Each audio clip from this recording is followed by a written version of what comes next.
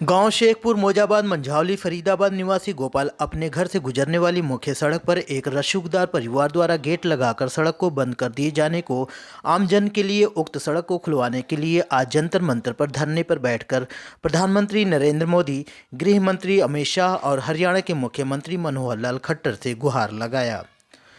गोपाल इस बाबत मीडिया कर्मियों से बात करते हुए जिले के शासन प्रशासन पर अनदेखी व अनसुनी का आरोप भी लगाया। गोपाल ने बताया कि उसने रास्ते को खुलवाने को लेकर संबंधित अधिकारियों से लेकर आला अधिकारियों तक गुहार लगा लिया, लेकिन उसके फरियाद को अनदेखी की जा रही है। गोपाल अब थक हार कर जंतर मंतर पर धरने पर बैठकर रास्ते खुलवाने की मांग कर रहा है। देखिए खास रिपोर्ट। आप जंतर मंतर पे हो और इतना बड़ा पोस्टर बैनर लेके क्या साबित करना चाहते हो, क्या करना चाहते हो? एक्चुअली मैं यहाँ पर आया हूँ अपनी एक बात रखने के लिए, बताने के लिए ताकि ये सरकार सुन सके, क्योंकि ये जैसे अगर बार बार देख रहे हैं कि एक गली को सरपंच से मिलके कुछ दबंग रसूखदार लोगों ने कब्जा लिया था। इनकी काफ़ी कंप्लेंटें मैंने सब जगह की, इन पर कोई इंक्वायरी नहीं हो रही है। अब कोई इंक्वायरी नहीं हो रही है तो इसका मतलब है कि बहुत भ्रष्टाचार फैला है, और ये आवाज़ अगर मोदी जी और अमित शाह जी तक नहीं पहुँचेगी तब तक इसमें कुछ होने वाला नहीं। इसलिए मैं जंतर मंतर पर आया हूँ ताकि ये आवाज़ उन तक पहुँच सके।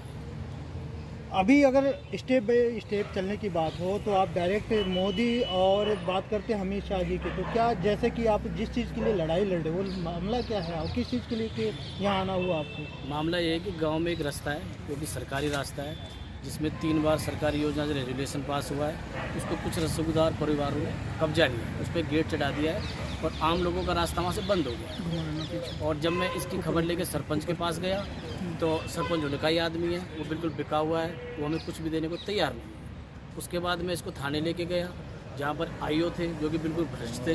उन्होंने सारी उनकी बातें सुनी, हमको धमका के उन्होंने भगा दिया। उसके बाद ये मामला कमिश्नर तक भी पहुँचा, मैंने उनको ज्ञापन भी दिया, लेकिन अभी तक किसी पे कोई कार्रवाई नहीं हो रही है। तो इसलिए अब मैं यहाँ पर पहुँचा। तो आज जब धरना दे रहे हो तो यहाँ से क्या अपना दुखड़ा देना चाहते हो, क्या बताना चाहते हो? देखो, मैं बताना चाहता हूँ कि अत्याचार हो रहा है, इसके खिलाफ आवाज़ उठे। ये मेरा ही नहीं है, तो सब लोगों की समस्या है। आज तो गली घेरी है, कल को घरों की बारी भी आ सकती है।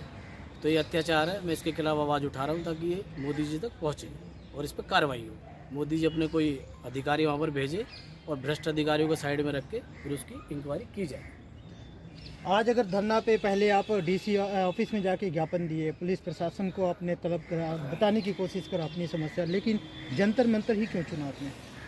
जंतर मंतर मैंने इसलिए सुना है कि दिल्ली तक बात पहुंचने के बाद कोई बात ना बचती नहीं है। सारे अपराध दिल्ली के पास आके ख़त्म हो जाते हैं, क्योंकि यहीं पर सभी अधिकारी, ये सारी चीज़ें यहाँ हैं। बाकी जब ये तो दिल्ली के करीब ही हो रहा है भ्रष्टाचार, अब ये बात मोदी जी तक नहीं पहुँचेगी, उससे पहले इसमें कुछ होने वाला नहीं है। इसलिए मैं दिल्ली आया। क्या अपील करना चाहेंगे? मैं ये अपील करना चाहूँगा सरकार से कि इसकी जांच की जाए और जो इसमें अपराधी उन्हें सज़ा दी जाए और आम लोगों के लिए रास्ता खुलवाया जाए। देश दुनिया की हर लेटेस्ट खबर देखने के लिए सब्सक्राइब करें हमारे चैनल PNN को और साथ ही बेल आइकन दबाना ना भूलें।